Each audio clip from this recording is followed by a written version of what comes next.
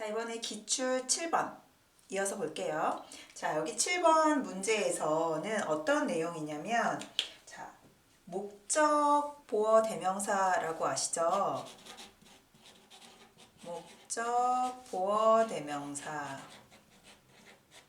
자, 그래서 직접 목적 보어 대명사는 세우데라고 하고, 간접 목적 보어 대명사는 세우이. 그리고 그냥 중성 대명사로 이와 엉이 있죠. 자, 이런 것들 기억이 나실까요? 제가 표로 먼저 한번 정리를 해드릴게요. 표 보이시나요? 자, 이렇게 이 표를 기준으로 해서 문제 푸시면 좀 도움이 되실 거예요. 자, 1번 먼저 볼까요? Tu vas à l'école? 너 학교에 가니? 라고 물어봤죠. 그러니까 대답을 oui, j'y vais. 자, 여기서의 y, 즉 이는 자, 여기서 말하는 이나 엉, 이것들은 중성대명사라고 하죠. 자, 그래서 여기서의 이 중성대명사 이는 뭘 받아주나요? 여기서 à l'école, 즉 장소를 다시 받아주는 게 바로 중성대명사 이죠. 그리고 여기서 표에서 보시는 것처럼 이런 모든 보어대명사, 중성대명사는 항상 동사 앞에 위치합니다. 그래서 oui, j'y vais. 자, 1번은 맞는 문장이에요.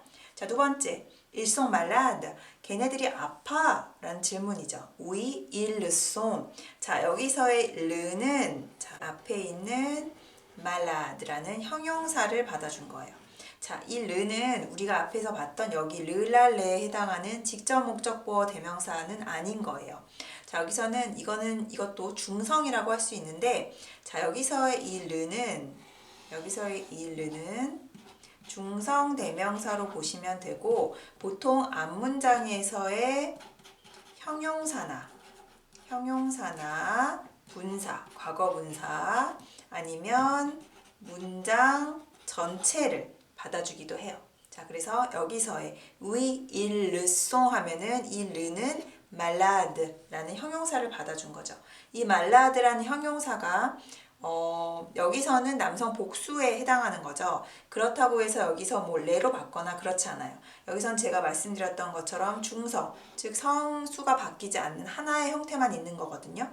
그러니까 여기서는 이 앞에 단어를 받아주거나 형용사나 분사, 뭐 과거 분사나 이런 것들 되겠죠. 그리고 문장 전체를 받아주거나 할 때는 그냥 르로 써준다는 겁니다. 그래서 2번은 이렇게 받을 수 있어요.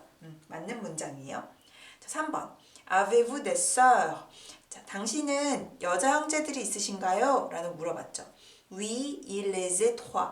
자, 여기서의 레는 이 des sœurs를 받아줬다고 봐야 되죠. 자, 그런데 여기 보시면 여기서 레로 받는 것이 맞나요? 자, 우리가 위에서 직접 목적 보어 대명사 봤을 때 앞에 나온 단어를 받아준다고 했죠. 그러니까 동사의 목적어인 이 데스를 받아주는 게 맞는데, 그 대신 잘 보시면 여기에 뭐가 있나요? 자, 드가 들어간 형태인 거죠. 드가 들어간 형태일 때는 비록 동사의 목적어긴 하지만, 자, 여기 나오는 엉을 써준다고 했죠. 이렇게 엉. 그래서 왜냐면 네로 받아줬으니까 데스라는 대가 포함된 단어를 받아줬기 때문에 여기서는 레가 아니라 자, 엉으로 받아줘야 돼요.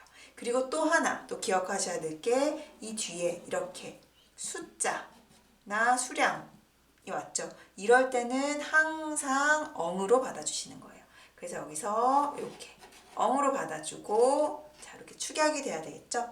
그래서 oui, j'en ai trois 이렇게 쓰시면 됩니다. 자, 예를 들어서 숫자는 생략하셔도 되고, 내가 굳이 정확하게 말해주고 싶다 그러면 이렇게 숫자, 수량을 나타낼 때 항상 엉으로 받아준다.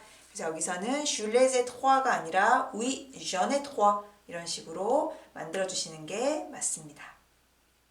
자, 4번은 est-il venu de Bordeaux? Non, il n'en est pas venu. 자, 이 문장이에요. 여기서 보시면 그가 보르도에서 왔나요? 보르도 출신인가요? 자, venir de 하면 어디 출신이다 라는 표현이잖아요.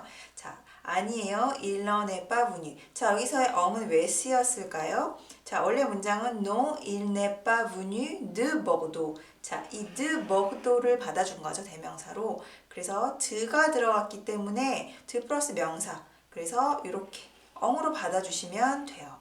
자, 이게 만약에 장소라고 헷갈려서 이로 받는 게 아니냐라고 생각하실 수 있는데, 자, 이로 받아줄 때는 주로 전치사 아 다음에 명사나 장소를 나타내는 거죠.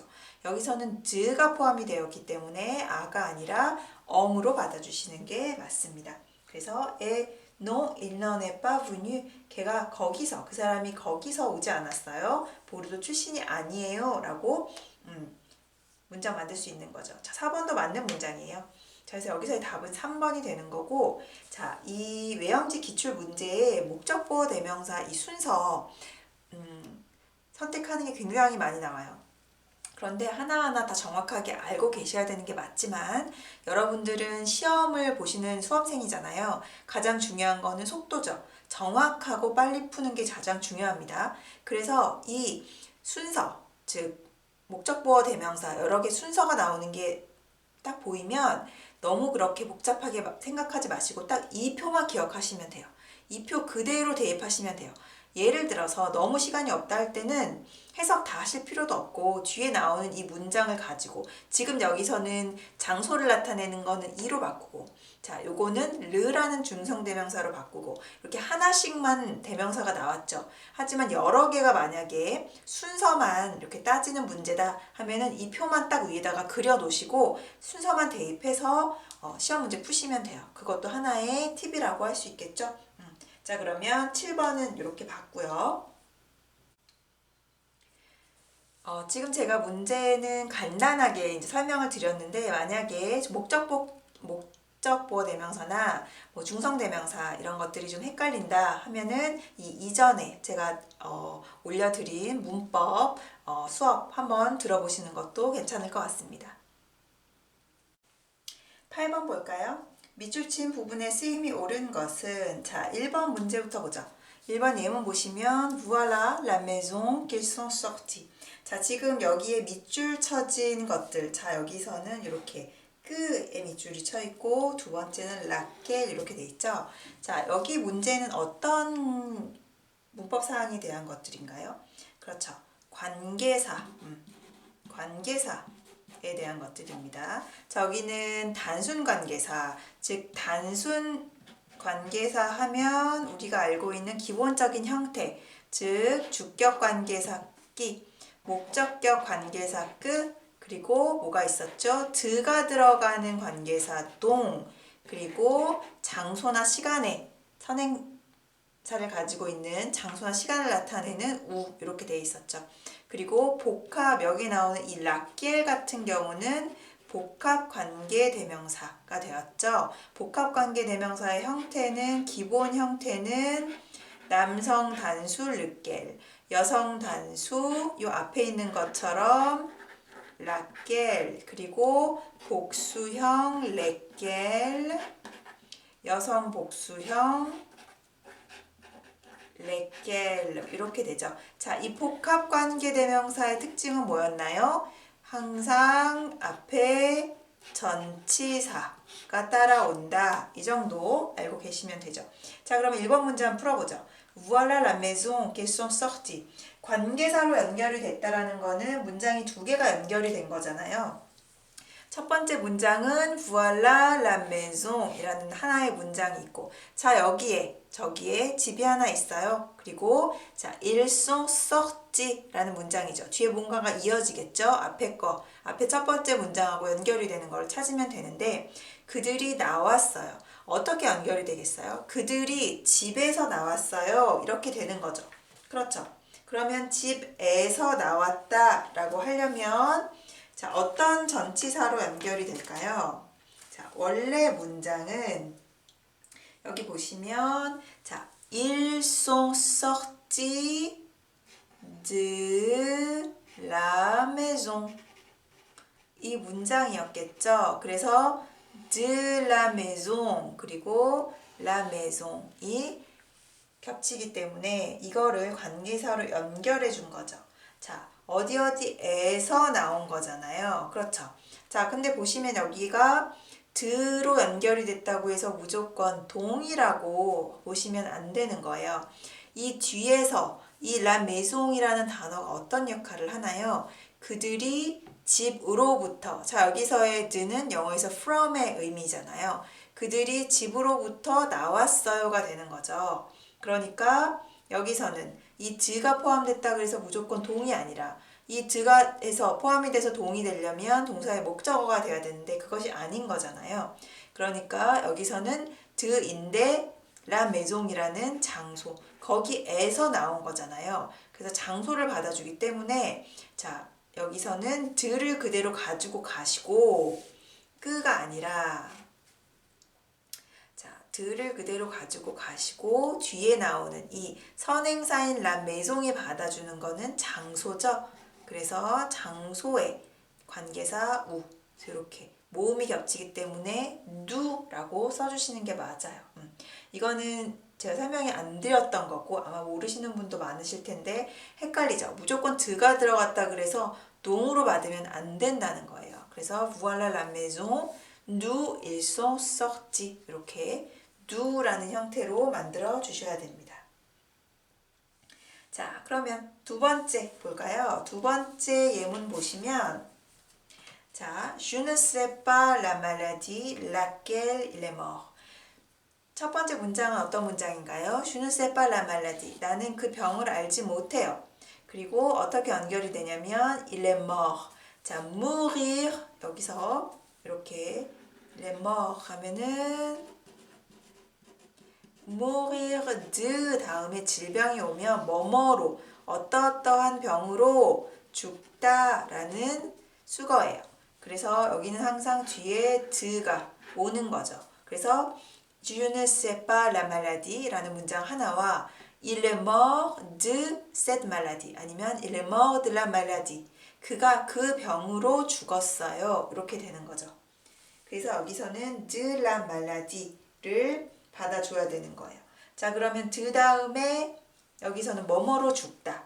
그래서 de la maladie를 같이 받아서 자, 드가 들어간 명사니까 laquelle이 아니라 여기서는 농으로 바꿔줘야 되는 거예요.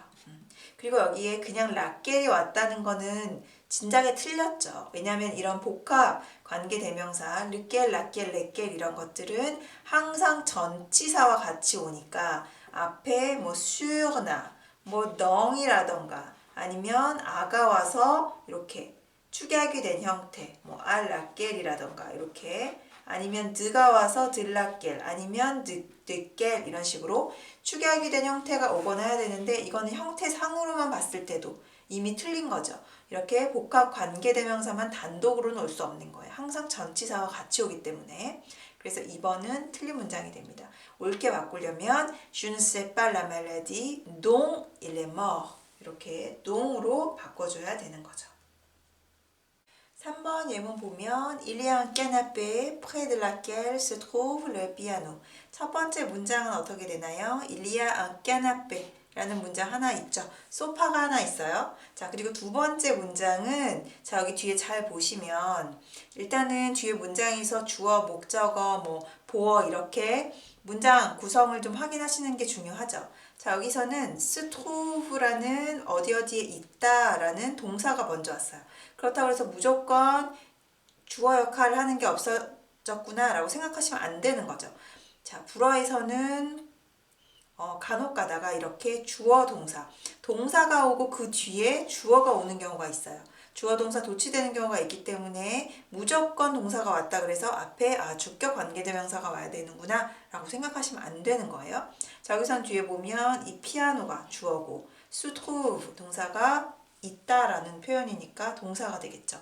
즉 뒤에 문장은 주어 동사 이렇게 있어요. 피아노가 있어요. 어디에 있을까요? 원래 문장은 Le piano se trouve 자, 어디에 가까이니까 près du canapé 이렇게 되겠죠. 아니면 près d'un canapé 뭐 지금 관사가 중요한 건 아니니까 자, 그래서 두 번째 문장은 Le piano se trouve près d'un canapé 이렇게 볼까요? 즉 피아노가 어디에 있대요? 소파 프레드는 어디 가까이잖아요. 소파 가까이에 있어요. 자, 이 두 문장이 같이 연결이 된 거죠. 자, 그래서 여기서 잘 보시면 자, 어떤 관계대명사를 볼 건가? 뒤에 일단 보면 주어와 동사가 있죠. 자, 끼아나빼가 같이 연결이 됐잖아요. 그런데 여기 보시면 이렇게 전치사 구, 즉 드가 들어간 전치사 드가 와 있죠. 그렇기 때문에 제가 동하고 그 복합 관계사 뒤하고 같이 축약이 됐던 거, 뉘겔이나 늘락겔 같은 거를 어떻게 구분하면 되느냐 말씀드렸냐면, 자, 이렇게 전치사 드 앞에 뭐가 이렇게 따로 있어요. 여기서도 관계대명사 앞에 이렇게 따로 뭔가 어떤 구문이나 단어들, 즉 전치사나 이런 부사나 어떤 것들이 따로 있다 할 때는 드가 들어간 경우 동일지 아니면 복합관계대명사 뒤가 들어간 표현일지 헷갈리신다면 이렇게 앞에 뭐가 따로 있다, 전치사 드 앞에 뭐가 있다라고 보셨을 때 있으면 복합관계대명사 쓰시는 거예요. 아셨죠? 그래서 여기서도 프레드라는 전치사 구문이 따로 있는 거기 때문에 동이라고 연결하지 마시고 복합관계사 쓰시는 거예요. 아셨죠? 자, 복합관계사를 쓰는 거는 이 문장에서 맞았어요. 그런데 여기서 드라겔, 즉 관계대명사가 받아줘야 되는 게 뭔가요? 여기서 겹쳐지는 거는 바로 까나빼죠. 까나빼는 여기 관사에서도 보시다시피 남성 단수니까 남성형으로 바꿔줘야 되는 거예요. 남성 복합관계대명사인데 지금 프레드라는 전치사 드와 같이 결합이 됐죠. 그러니까 드라겔이 아니라 남성인 뉘겔이 와야 된다는 겁니다. 자, 이렇게 여기서 보시다시피 이 복합관계대명사까지 같이 나오게 되면 관계사가 결코 쉽지 않거든요. 그래서 잘 공부해 보셔야 되고, 동하고 이런 복합관계대명사에서 드가 축약된 형태들, 뭐 뉘겔, 들라겔, 네겔 같은 경우 구분하는 게 쉽지 않아요. 그렇기 때문에 이런 경우 조금 전에 알려드린 것처럼 이렇게 관계사 앞에 어떤 전치사 구문이나 다른 것들이 와 있다. 그럴 때는 동이 아닌 복합관계대명사로 써주는 게 맞습니다. 4번 예문 볼까요? Je lis ce roman français dont l'auteur a reçu le prix Nobel. 자, 첫 번째 문장이 어떻게 되나요? Je lis ce roman français. 자, 나는 이 프랑스 소설을 읽어요. 그 문장 하나 하고, 자, 뒤에 문장하고 어떻게 연결되는지 보죠. L'auteur a reçu le prix Nobel. l'auteur, 그 작가가 받았어요. 뭘 받았대요? 노벨 상을 받았대죠. 자, 이 두 번째 문장은 자, l'auteur 다음에 de ce roman français 이렇게 연결이 되는 거죠. 즉, 이 프랑스 소설의 작가가 a reçu le prix Nobel, 노벨상을 받았어요. 이렇게 연결이 되잖아요. 그래서 이 앞문장과 뒤에 문장에서 겹쳐지는 거를 관계대명사로 연결해 주는 건데 똑같이 반복이 되는 게 뭔가요? ce roman français, ce roman français. 그런데 여기서 이렇게 드가 왔잖아요. 그렇기 때문에 여기서는 뭘로 바꿔줄까요? 자, 여기 있는 그대로 농으로 바꿔주는 게 맞는 거죠. 자, 제가 앞에 3번에서 그 동하고 드가 들어간 복합 관계 대명사하고 어떻게 구분한다고 했었나요? 앞에서 우리 3번 문장에서는 일리아 canapé 자, 그렇게 돼 있었고 près 자, 맞는 문장으로 해보면 près duquel 이렇게 됐었잖아요. se trouve le piano 자, 이 문장을 같이 보시면 어떻게 달라요? 자, 여기서는 이렇게 드가 들어간 전치사가 있긴 하지만 자, 왜 복합관계대명사 동이 아니라 복합관계대명사 뒷겔로 바꿨냐? 자, 여기 보시면 이렇게 프레 문장이 프레드 뭐뭐 가까이에 라는 이 전치사 구문이 들어가 있는 거예요. 그래서 이렇게 선행사와 이 뒤에 문장 사이에 자, 드가 들어갔는데 동으로 바꿀 건지 복합관계사로 바꿀 건지 헷갈리신다면 이렇게 그 사이에 뭐가 있는지를 따져보시면 돼요. 뭐가 있다 할 때는 자, 이게 같이 près de라는 전치사 구문이 연결된 거기 때문에 복합 관계 대명사로 가지고 가시고 그렇죠? 여기서처럼 이렇게 문장이 연결됐을 때 선행사 ce roman français처럼 여기 다음에 전치사 앞에 아무것도 없죠. 그냥 바로 동으로 연결됐죠. 이럴 때는 동이 맞다 라고 보시면 되겠습니다. 자, 그래서 4번 문장은 맞는 문장이죠. Je lis ce roman français dont l'auteur a reçu le prix Nobel. 자, 그래서 8번 문제의 정답, 즉 맞는 문장은 4번이 되겠어요. 9번 문제 보시죠. 일이 비인칭으로 사용되지 않는 것은 자, 일이 비인칭이 아닌 것을 찾으면 되겠죠. 1번 예문 먼저 보면 Il est difficile à comprendre. 자, 여기서는 해석이 어떻게 되나요? 이렇게 비인칭인지 아닌지 헷갈리실 때는 해석을 잘 하시면 됩니다. Il est difficile à comprendre. 자, 여기서는 자, il est difficile 하면은 비인칭으로 쓰기도 하죠. 그래서 뭐뭐 하는 게 어려워요 이잖아요. 그런데 여기 보시면 이걸 만약에 비인칭으로 해석을 했다면 이해하는 게 어려워요. 그런 거죠.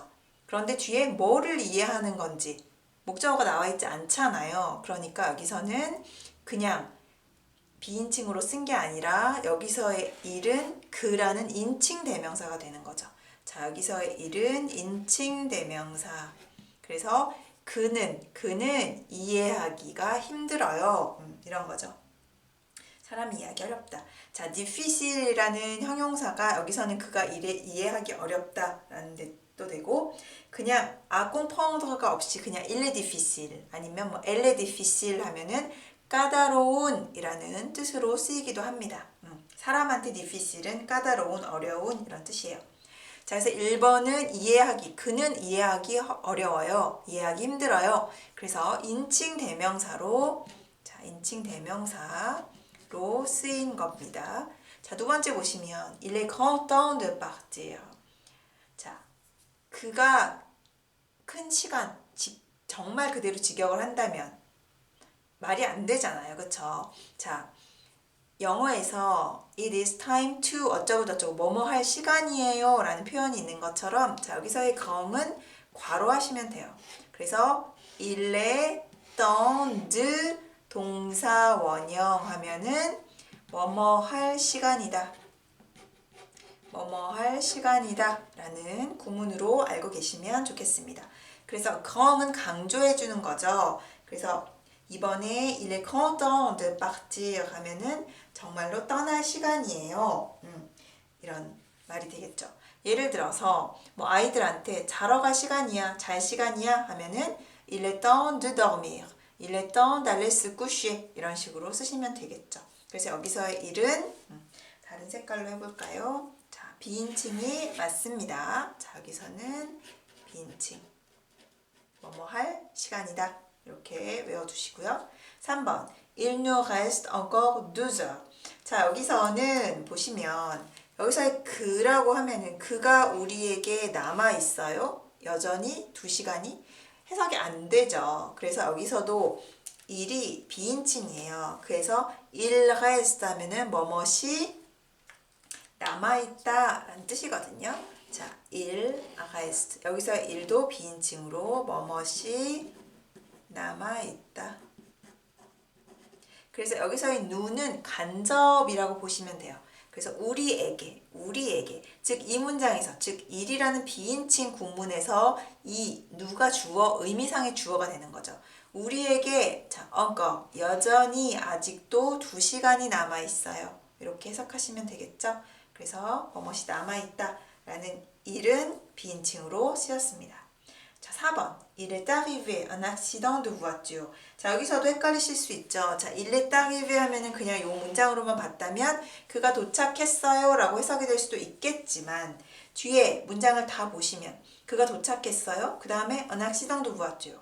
차 사고잖아요. 자동차 사고. 연결이 안 되죠. 그래서 여기서도 일은 자, 비인칭으로 뭐뭇이 일어나다 라는 뜻으로 보시면 돼요. 그래서 뭐뭇이 il est arrivé 하면은 뭐뭇이 생기다, 일어나다, 발생하다 이렇게 해석하시면 되겠습니다. 그래서 뭐가 일어났냐면 자동차 사고가 생겼어요. 이렇게. 그래서 여기서의 일도 비인칭 일이 되는 거죠. 그래서 이렇게 비인칭이 약간 헷갈린다. 그러면 해석을 잘 해보시면 좀 도움이 되실 것 같아요. 자, 이어서 10번 문제 볼게요. 다음 글의 내용과 일치하지 않는 것은 자, 독해 문제죠. En France, 프랑스에서는 le 1er avril, 4월 1일이죠. 자, 4월 1일. 4월 1일. 자, 날짜를 얘기를 할 때 첫 번째 날은 무조건 premier라고 하는 거죠. Le 1er avril, les gens font des poissons d'avril. 자, poisson d'avril 이라고 나오잖아요. poisson은 알고 계시는 것처럼 물고기죠. 물고기. 그리고 poisson d'avril 하면은 자, 직역하면은 4월에 물고기지만 자, 여기서는 복수로 이렇게. 자, 이게 만우절 거짓말이라는 뜻이에요. 자, 만우절. 우리 4월 1일이죠. 만우절 거짓말. 자, 어떻게 된 거냐면 자, 예전에 프랑스에서 그 종이에다가 물고기 그림을 그려가지고 이 뒤에다가 등에다가 이렇게 붙여서 장난을 쳤던 거예요. 그래서 만우절 거짓말을 poisson d'avril 이라는 단어가 만들어진 겁니다. 자, 여기서 그 얘기를 하고 있죠. 그래서 en France, le 1er avril, 4월 1일에 les gens font des poissons d'avril. 자, 만우절 거짓말을 해요. 4월 1일에 사람들이. Le poisson d'avril, 그 만우절 거짓말은 c'est une plaisanterie que l'on fait à quelqu'un. 자, plaisanterie라는 단어가 나오는데 plaisante 하면은 농담하다, 장난치다 라는 동사예요. 그래서 예를 들어서 막 애들하고 장난을 치거나 하고서 내가 그 아이가 너무 심각하게 받아들이거나 하면은 I'm joking, 그냥 나 장난한 거야 라고 할 때 그냥 je plaisante 이렇게 얘기하시면 돼요. je plaisante 이렇게. 자, 그래서 plaisante라는 동사에서 나온 명사가 plaisanterie라고 되겠습니다. 장난이 되겠죠. 장난, 농담. 자, 여기서 보시면 plaisanterie 이렇게 나오죠. 이렇게. 히로 끝난 것들은 주로 여성명사다 라고 기억하시면 되겠어요. 그래서 농담, 장난 이렇게 되겠죠. 농담, 장난. 자, 그 다음에 자, c'est une plaisanterie que l'on fait à quelqu'un. 자, 여기서 그 다음에 long 이렇게 나왔죠. 그 다음에 long 이렇게 나와 있는 거는 제가 언젠가 말씀드린 것 같긴 한데 이 L은 아무 의미 없는 거예요. 자, 만약에 끄하고 옹하고 겹치면 원래는 이렇게 축약이 되니까 꽁이라고 되겠죠. 일상생활 회화에서는 이렇게 많이 써요. 그런데 글을 쓰거나 할 때는 꽁이라는 단어 발음이 좋지 않기 때문에 자, 꽁이라는 바보라는 단어도 있죠. 그래서 얘를 나눠준 거예요. 그래서 발음상으로 끊어서 읽어주게 하기 위해서 그냥 아무 의미 없는 그냥 음가만 있는 L을 붙여서 이렇게 축약해 준 겁니다. 끊어서 읽어주라고. 그래서 끄롱이라고 읽으시는 거예요. fait à quelqu'un. 자, 장난 농담인데요. 어떤 농담이냐면 옹은 그냥 일반적인 사람들을 가리키죠. 사람들이 하는 à quelqu'un 누군가에게 어떤 사람들에게 하는. 자, tout le monde en fait. 자, 모든 사람들이 그거를 해요. 이렇게 해석하시면 되겠죠. 그래서 그렇게 한다. 그 다음에 les adultes comme les enfants. 자, 모든 사람들이 그렇게 하는데 des adultes, les adultes, 어른들도 그렇게 하고 comme des enfants, 아이들처럼 어른들도 그렇게 합니다. Les enfants accrochent un poisson en papier au dos de leurs camarades. 여기서 그 설명이 나오죠. Les enfants, 아이들이 accrocher. 자,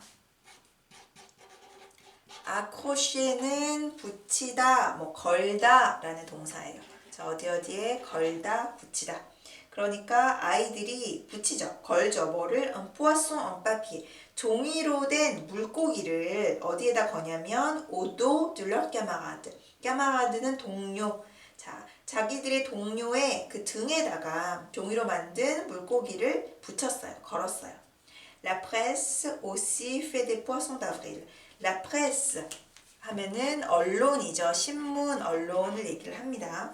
자, 신문들도, 언론도 또한 fait des poissons d'avril. 만우절 거짓말을 해요. En lisant les journaux. 자, 여기서 en lisant, en int 하면은 제롱티프가 되죠. 신문을 읽으면, 자, 신문을 읽으면 vous verrez un poisson d'avril le jour du 1er avril car c'est la tradition. 자, 신문을 읽으면 vous verrez, 당신은 알게 될 거예요. un poisson d'avril. 그 만우절 거짓말이라는 걸. le jour du 1er avril. 4월 1일 그날에. 왜냐하면 car c'est la tradition. 그것이 전통이기 때문입니다. 이렇게 되어 있는 거죠. 자, 1번 보시면 4월 1일에 만우절 농담을 한다. 맞죠? 2번 어른과 아이 모두 만우절 장난을 친다. 위에 les adultes comme les enfants 이런 문장이 있었잖아요. 자, 2번도 맞고 3번 언론에서도 만우절 농담을 하는 전통이 있다. 모두 맞죠? 4번 아이들은 만우절에 친구의 등에 물고기를 그린다가 아니죠. 그 위에 보시면 어떤 동사가 있었어요? Les enfants accrochent. 자, accroche는 그리는 게 아니라 거는 거잖아요. 종이로 만든 물고기를, 그쵸? 종이 물고기를 등에다가 걸었죠. 등에다가 붙였죠. 그린 게 아니라. 자, 그래서 10번의 답은 4번이 되겠습니다.